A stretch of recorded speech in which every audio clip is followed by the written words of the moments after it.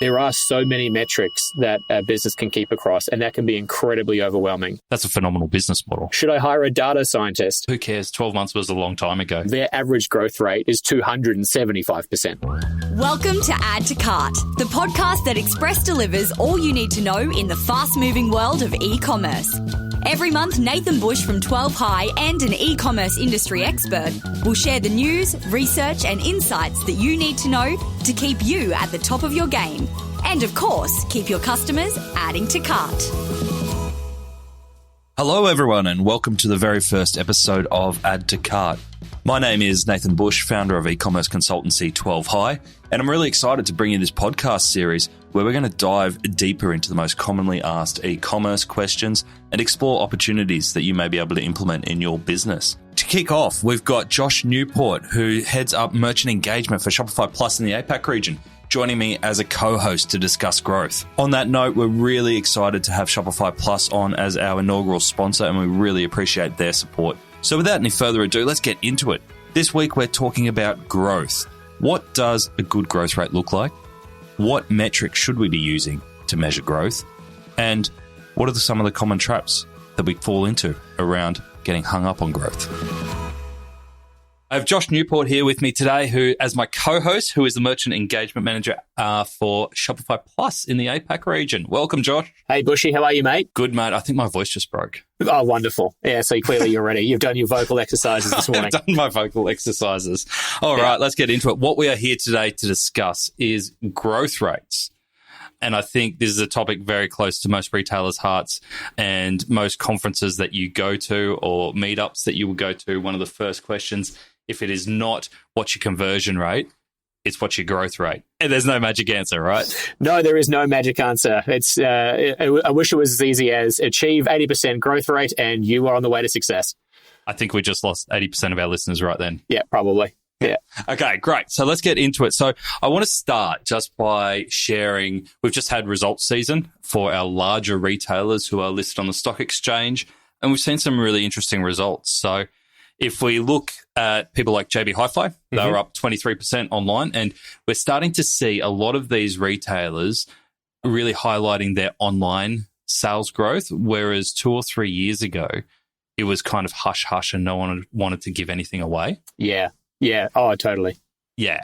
So they're making a point of it, which in my mind is either, one, they're really proud of it and they're doing great things and it's a great way to get shareholder confidence, or they're hiding some other results. Yeah, I think it's a little bit of it's weird to say online's hot right now. It's not. It's like been here for so long. But I think from a traditional retailer perspective, that maybe hasn't been as fast on the uptake around online. Maybe, things take a little bit longer inside of a much larger beast that is a traditional retailer. And so, hey, if online's going good, investors should be happy. And we should be talking about this because everyone's frothing on online and growth rates and all those kinds of things. So for sure. Yeah. And it could be that it's not so much the retailers catching up. It could be that the investors are catching up to the value of online as well. So totally. Yeah, we won't throw stones here. No. But some of the big results that we have seen is JB Hi-Fi announced 23% up online. Super Retail Group, which owns brands such as Supercheap Auto, BCF and Rebel Sport, were up 25% online across the group. How does that compare to your growth rate, Bushy, when you were in charge there, mate? Things picked up, or they... I'm not at liberty to say anything around that, Josh. Paperwork was signed. Yeah, absolutely. Yeah, look, it's all right. I'll find out one way or another. And Wesfarmers up about 33%. So we've seen probably around the 20 to 40% average for the retailers that are coming out there and beating their chests a little bit about that online growth. How does that, from a Shopify Plus perspective, where a lot of your clients are traditionally online natives, yeah, and you're getting more that are more omni-channel and more traditional coming over, but how does a growth rate of 20 to 40% compare with what you're seeing in the market? Yeah, I mean, that's exactly right. Most of our customers are digital native brands, right? They've grown up online and now they're starting to dabble in retail. So they're looking at pop-ups. They're looking at, starting a retail location, but not in the traditional sense of retail. And that's an entirely different conversation. But so to give you a sense, an average e-commerce growth rate for brands doing $1 million or more on Plus is 126%. Wow. And so I look at that and I go, what are these other retailers doing to be so happy about 20 to 40%? But I think there's other things to consider there, right? Like these retailers we've mentioned, JB Hi-Fi, Wesfarmers, which is Kmart and Bunnings and a bunch of others, as well as Super Retail Group. They've all got a very significant retail footprint. They've got really, really strong brands in market. They've been around for a long, long time. People know them. And therefore, to get the growth, that kind of growth rate would be something serious is going on there if they're kind of getting that level of growth rate, 120% plus. And I think it's important to point out here that we're just talking about revenue growth. We're not talking profit. We might touch on profit a little bit later. Yeah. But we're just talking about revenue growth here. Yeah, pure top line revenue. And what's interesting is that, so Wesfarmers, 33% growth in online. Bunnings doesn't even have their e-commerce offering out, rolled out yet. What's going to happen when that rolls out? That's going to be interesting to sort of see. Are they going on Shopify Plus? Can not say anything, but no, they're not. Cannot say anything, but no. So yeah, when they eventually roll that e-com offering out, and that's kind of to my point earlier around how has it taken this long for that to happen? They're a complex business, right? There's a lot of, the SKU count of that business, I don't even want to know what that is. Enormous. Or the bulky item count. Yeah, exactly. Just this complexity they're going to have there to kind of really make that a solid customer experience. And that's probably why it's taking this time. They've likely wanted to take the time to make sure this is a really solid offering, and they're not just going to show up with something that's, below par and really sort of never get used. So I can understand that. But that's going to be interesting. What's even crazier, really quickly, this is something that I only learned about a couple of weeks ago, is, so I mentioned average growth rate, Shopify Plus, $1 million or more, was 126%. This could be a little outdated. I'm just waiting to get some fresh numbers. But for the top 20 plus merchants on our platform, their average growth rate is 275%. See, now you're just flexing. So now we're just flexing some crazy muscle. But no, that's phenomenal, right? Like this is what we're kind of calling the new enterprise. These are these brands that are, relatively new. They've only been around for 5, 6, sort of max maybe 8 or 10 years. And they're just completely obsessed by end-to-end customer experience. They've grown up online. They have all the right teams in place. They understand the value of building a brand. They understand about ruthless performance marketing and creating a genuine community. And these really, really massive online retailers are growing at just a rate that we just haven't seen before. Do you have any stats around retailers on Shopify Plus that have been around for 5+ years? Because it's pretty easy to get stupid numbers, right, when you're 1 or 2 years in and you're coming off a low base. Yeah. Not off the top of my head, and I can't really talk to specific retailers' growth rates, or I'll be taken up the back, and that'll be the end of me. But to your point, if you are a newer retailer, 5 years, you're going to have a higher growth rate. You're new in the market, you're exciting, you're fresh, and I actually kind of think, partly this is kind of one of the reasons why we're starting to see. Again, this sort of like house of brands retailer pop up, because they can have the advantage of having multiple brands, and they can just let that brand run its life cycle rather than like trying to squeeze everything out of a single brand and force it. They're able to kind of create a brand, spin it up, let it run its natural life cycle and grow, and then sort of leverage, their other brands that they're starting to spin up in-house under their house of brands and sort of utilize or take advantage of that growth rate. So, yeah, I don't have specific stats on, this business has been here for 10 years and this is their growth rate, but you can kind of expect, unless they're doing something pretty phenomenal, that their competition will be heavier for those brands that have been around longer, and therefore their growth rates are probably starting to level out. See, it's really interesting, and I think the perspective that you've put forward is great, but I don't totally discount those 20 to 40% growth rates, because Australia Post released some research earlier in the year, or it was probably 2 or 3 months ago, and they found the average growth rate for Australian e-commerce is about 13% year-on-year growth. Yeah. So much lower than what we saw in some of those results, but minuscule compared to what you're seeing. We've got a real divide, haven't we, in Australia around who's doing really well in e-commerce and who's just trying to stay afloat.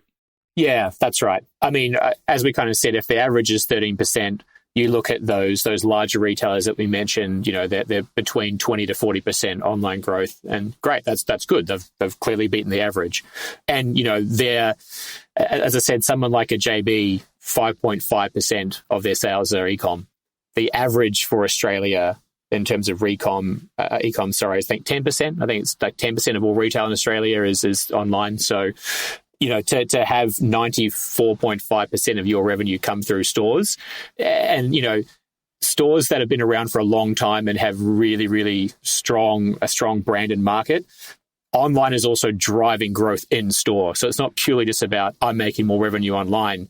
The rise of click and collect and these kinds of initiatives are, I might not be seeing my direct revenue online growing in terms of dollar-wise, but you can sure bet that online is helping the entire growth rate for that company rise by driving customers in store as well. Yeah, absolutely. And I think you touched on a really good point there, is that the online revenue year-on-year growth is often held up as the benchmark. Yeah. If not that, then conversion rate, which I really have a problem with. But at Online Retailer this year, there was a really great session by Fiona Moylan, who's heads up e-commerce for Jolique, the skincare brand. Yep. And she made a really strong point around saying that she just finds it weird that retailers obsessed with year-on-year performance comparisons. And from her point of view, she goes, well, who cares? 12 months was a long time ago. Yeah. That's a good point. A lot's changed in 12 months. Yeah, exactly. Yeah. And it's kind of almost a hangover from retail of yesteryear, where performance is measured on same store sales and even square foot comparisons between stores. Yeah. It's almost, is the year-on-year measure actually worth it anymore? Because if you look at the US, their quarterly results, and when they release quarterly results, when Amazon or Best Buy or anyone releases quarterly results, they are heavily examined. And any shift, whether it's total retail or online, any shift there sends share prices in different directions. So they're not as concerned with year on year. They're concerned quarter to quarter. Totally. Yeah, it's absolutely right. I mean, you talk about a US retailer. I think on the topic of where do growth rates or top line revenue growth maybe not telling the full story, a good example of this is someone like Walmart, right? So Walmart announced this year a 37% growth in online sales. If you're looking at that purely, you're going, oh, great, you've grown 37%. That sounds nice. What it doesn't sort of mention, or if you don't look and compare, the year before they grew 40%. So their growth rate has slowed down year to year. But sort of more importantly than that, there's a lot of reports out there saying they're projecting losses of $1 billion in their e-com division. And for a company that is used to printing money and last year sort of recorded $7 billion in profit, you've got some executives there starting to question, hey, is this online thing actually working? Cool, top line revenue's going up, but we're losing $1 billion. It's with a B. So that's a lot of money. And so these retailers are, you're right, put under a lot more scrutiny, but you can't just look at a metric, one single metric like top line revenue to kind of really get the sense of, is this business growing? Yeah. Okay. So what else should we be looking at? Yeah. So, I mean, looking at things like, operating expense, looking at, starting to actually look at, let's look at bottom line. Let's look at how much profit is this business making. And I don't know about you, but a lot of these brands I see getting acquired and a lot of hype sort of being built up, a lot of them are losing money. Like they're doing some crazy revenue. There's some crazy acquisitions there. Like, Harry's been acquired by Edgewell. So Harry's, the razor brand, acquired by Edgewell for $1.37 billion. But they're losing money. And so you're talking about stock prices. Edgewell's stock price dropped, once there was the announcement of the acquisition. And so there's this sort of like balance between, do I just grow my revenue like crazy? Like, do I have to think about profit? Does it come at the expense of profit? And it seems to me that there's this sort of feeling in the market that, okay, these brands don't necessarily need to be doing profit immediately to be successful. They can grow very, very quickly and start to think about profit later on in their piece, as long as I've got a clear plan to profitability that investors and VCs and the like are buying into and understanding. Yeah, and I think that's a really great point, because even recently we've seen DJs came out with their results and they were profit overall fell 42%, profit fell, but e-commerce was still up 46%. Which headline? Big thumbs up. We've grown 46%. How's profit? Don't worry about it. Well, exactly. Yeah. Which headline are you going to take? Yeah. And same as Big W. Their online sales are actually going fantastic. They're up 128% year on year. Wow. But the headlines that we saw were about closing stores, right? Yeah, exactly. So I think your point around if e-commerce is growing all by itself and not adding to the overall profit or the overall profitability of the overall retail business, it doesn't matter how much online retail sales are up. Yeah, that's right. And ultimately, like, these retailers are serving customers, and customers are going to be deciding how they engage with you. And so, like, separating, talking about how good online growth is, yes, it's nice to mention, but ultimately this is a retailer, and today a customer will interact with you in whatever way they want. And so looking at that total revenue or total profitability is important. It's not just about, online did this and store did this. Cool distinction to make, but it's more than that.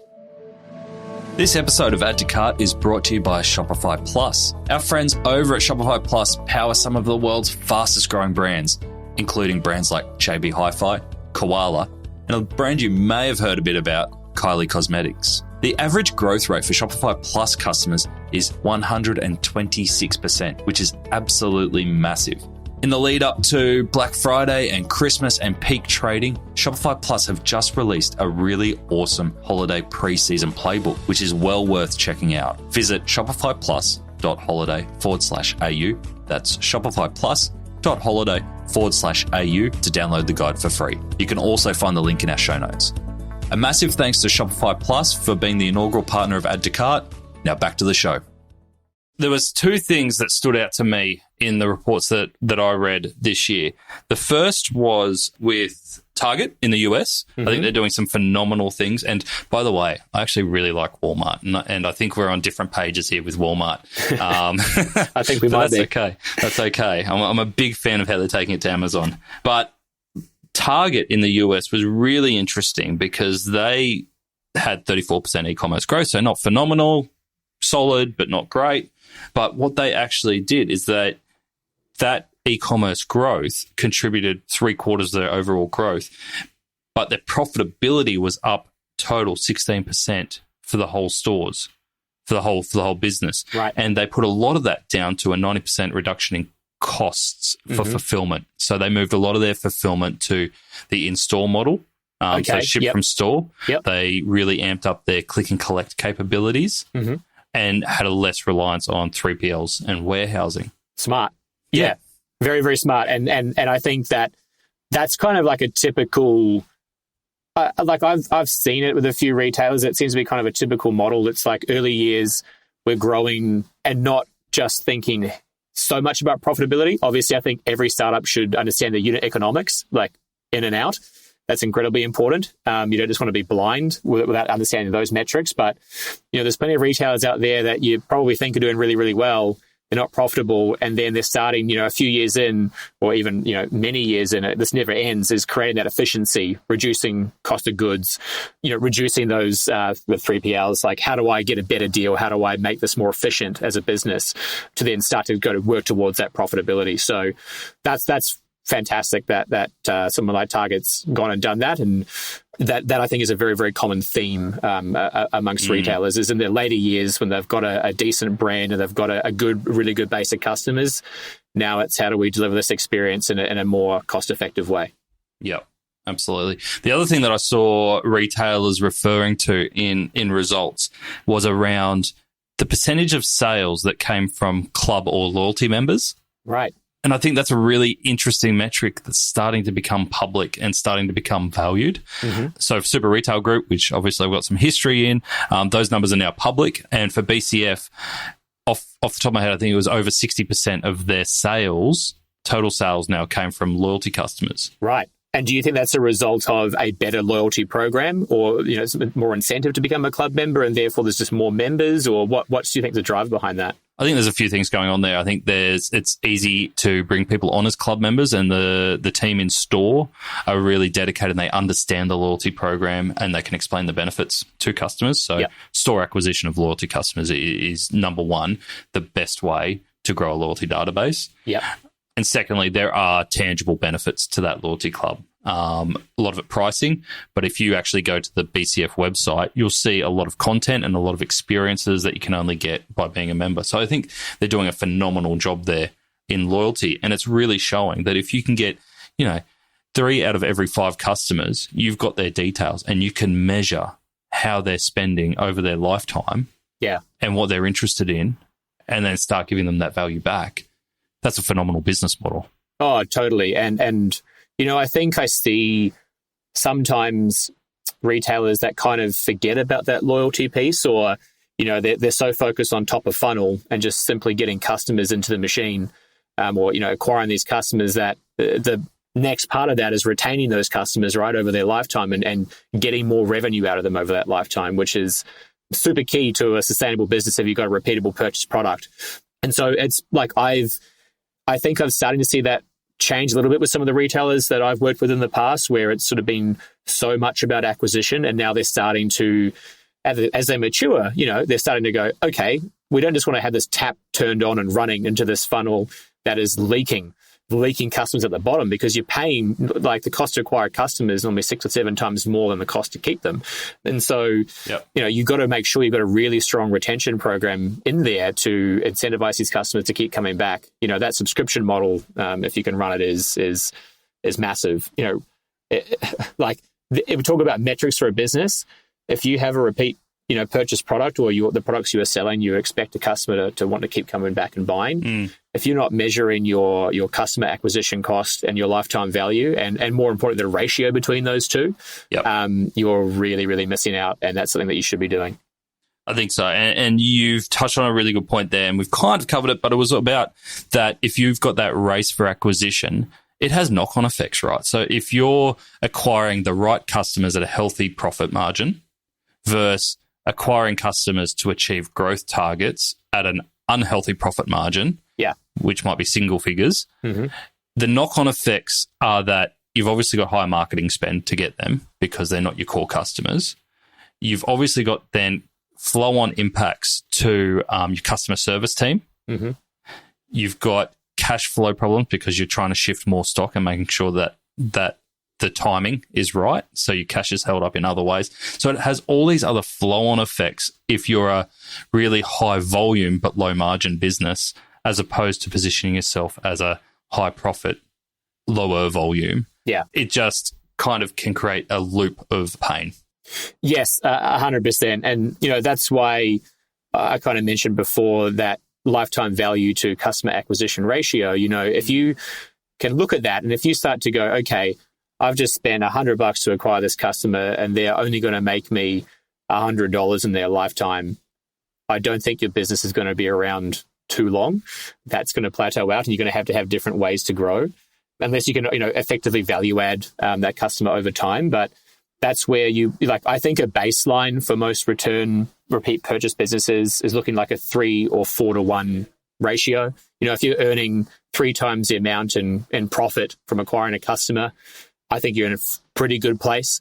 If you're earning much more than that, it's probably saying, hey, you might be underinvesting here in customer acquisition. Maybe you could probably grow faster or grow more. And if you're sort of under that, it's like, are you just pouring too much into bad customer acquisition tactics and channels? And should you be trying to maybe cut that spend back and look at where that leak is broken, or, post acquisition, what's not working there? That's a super important thing to figure out. So just on that customer lifetime value, because it is a scary topic for many people, because there's lots of software and lots of programs out there that promise the world around customer lifetime value, about cracking it and being able to send triggers and alert you when people are about to churn or whatever it is. It actually doesn't have to be that complicated, does it, to get an idea on how you're tracking in terms of lifetime value of customer? No, not at all. And there are so many different ways to try and calculate customer lifetime value, as you kind of said, and each is more complex than the other. And, it does depend on your business model, but keep it really simple. Just have a really simple metric. And then the key to that is use that same metric over and over again so you can see the trend. If you start to change that over time, you're going to change your data and you're not going to be able to see the trend. If you keep the same calculation for customer lifetime value, and you can do this really simply, then, that will allow you to see a trend.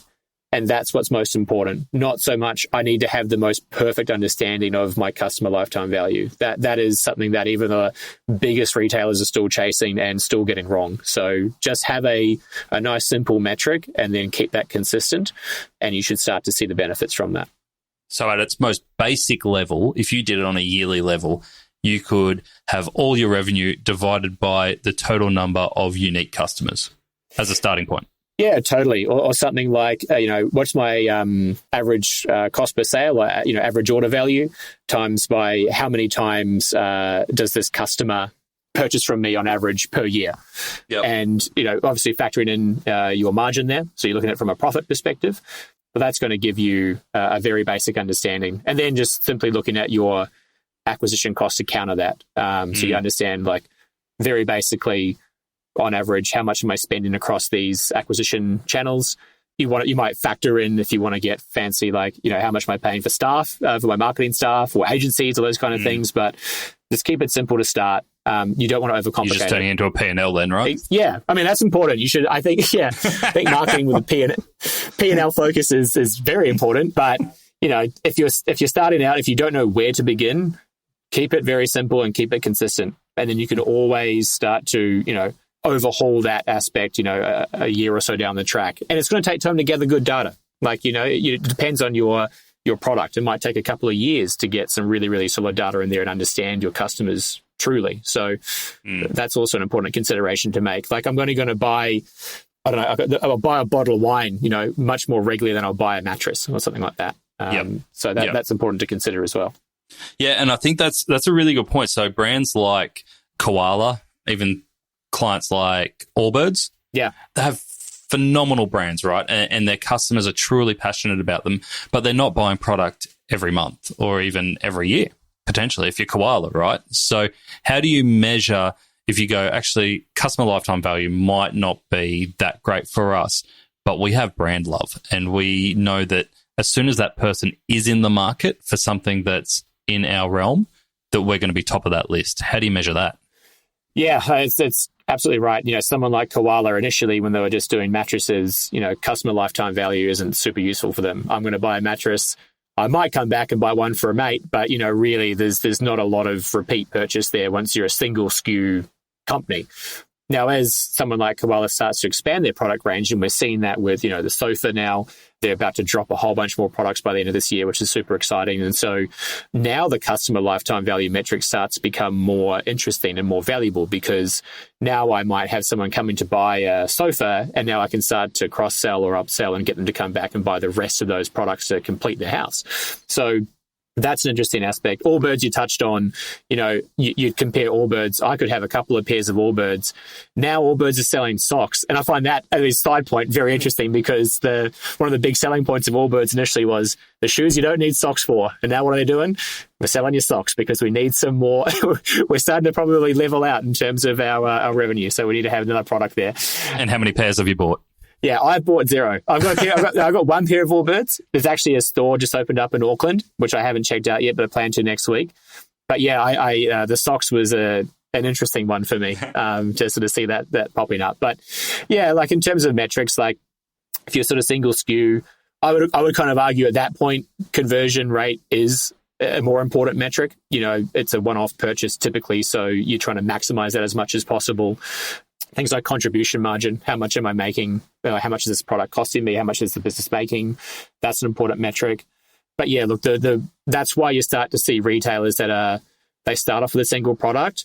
They will either be able to grow through going into different markets, untapped customers in different markets, or you'll start to see them, expand that product offering in order to enable their growth, because VCs want to continue to see growth. So if you're funded by a VC, they want to keep seeing those numbers going up.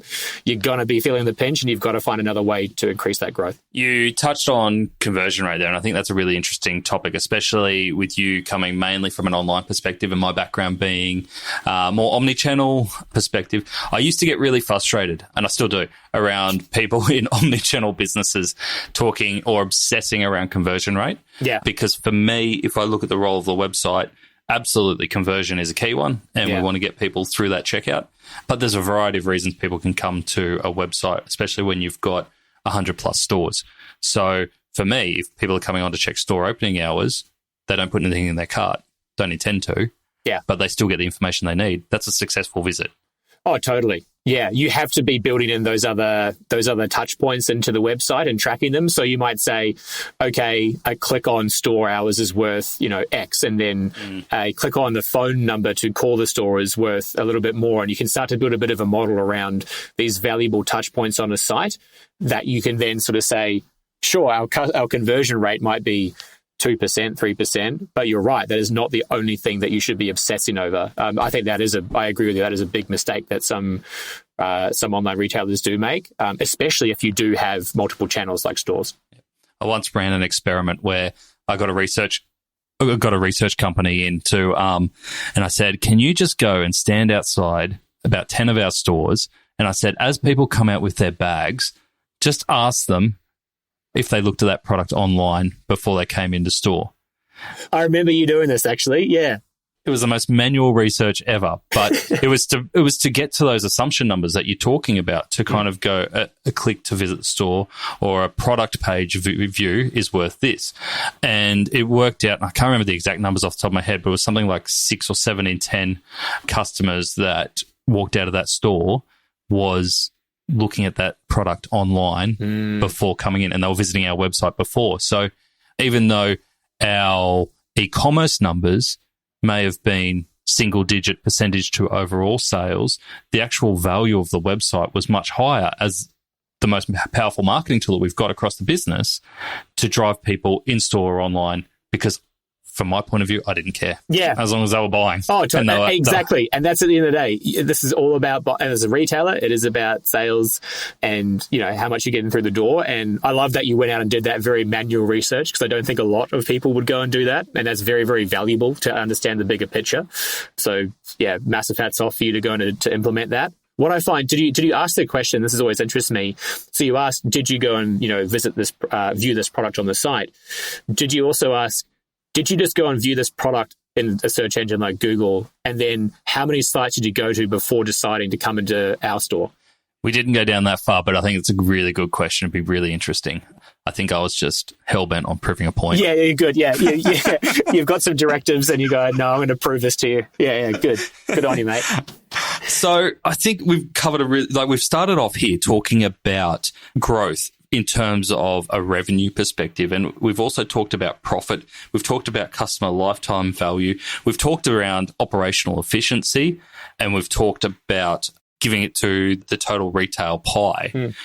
If you're sitting down, if you're the owner of an e-commerce business and someone said to you, what's the one metric that will tell you if your business is going well, where would you put your money? Oh, geez. That's a very nice on-the-spot question. Thank you. That's lucky, because I've spoon-fed you everything else. Oh, yeah, totally. Yeah. The teleprompter's been very helpful. Thank you. Jeez, I don't know. Like, I'd be looking at things like, if you are a repeat purchase business, I would be looking at lifetime value and acquisition costs and the ratio between those two. I think for me, that is just so central to any e-com business that has that repeat purchase model built in. But I think probably broader than that, touching on, there are so many metrics that a business can keep across, and that can be incredibly overwhelming. You might read a blog article tomorrow about this new little known metric that the biggest brands are tracking now, and you should do this and that. And, as a smaller retailer, that can be quite daunting. And so I think you really do need to pick one, top line metric, and whether that be lifetime value and the ratio between that and acquisition cost, or whether it just be like total number of new customers joined this month, or, whatever that means to you and your business.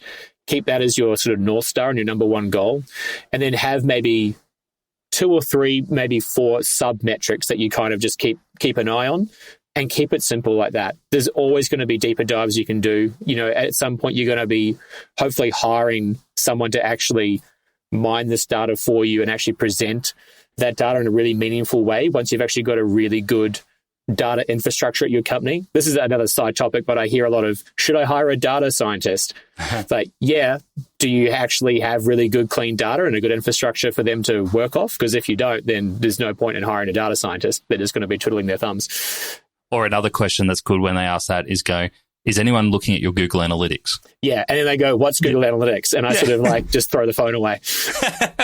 But yeah, so have one really sort of top level North Star metric that you want to keep track of, and that sort of everyone in the business is aware of, and like report on that. Like have a town hall with your team like every week or every 2 weeks, and sort of share how the whole company is progressing towards this sort of, top line metric. And then maybe sub teams have their own little metrics that they follow as well. If you're a larger org, like that can be a really, really powerful way to kind of keep focus, but it has to be suited to your particular business model.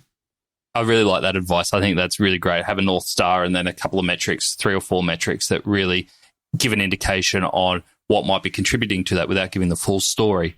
And if you set a challenge for yourself, if you use Google Data Studio, and obviously that can pull in Google Analytics, but all other sources as well. If you give yourself a challenge of how do I create a one-pager that can give me a pulse check on how we're tracking right now, doesn't have to explain everything, but I can go, are we in a good place or a bad place, and what may be contributing to it? If you can create a one-pager without squinting, you've probably got the right metrics, right? Yeah, exactly. And I like that one-pager. Like, I think at Shopify we have a rule where I think Toby sort of says, if there's a brief that's more than 3 pages, I'm not reading it. Like, keep it simple, keep it succinct, and to the point. And it's the same sort of with anything really. Like, if you want to get some traction internally or keep people interested, keep that succinct. Keep it to a one-pager or a single page in Data Studio if you're using something like that, which is a great tool. So, yeah, super good advice. Awesome. Well, thank you, mate. I've really enjoyed where we've gone with this. We've started off with revenue and we've gone through all these other metrics to talk about the pros and cons. And I think we've landed in a good place in that it all comes back to the customer and that it's got to be long term. We can't chase sales at a short term because it will come back and bite you in ways that aren't sustainable. Yeah.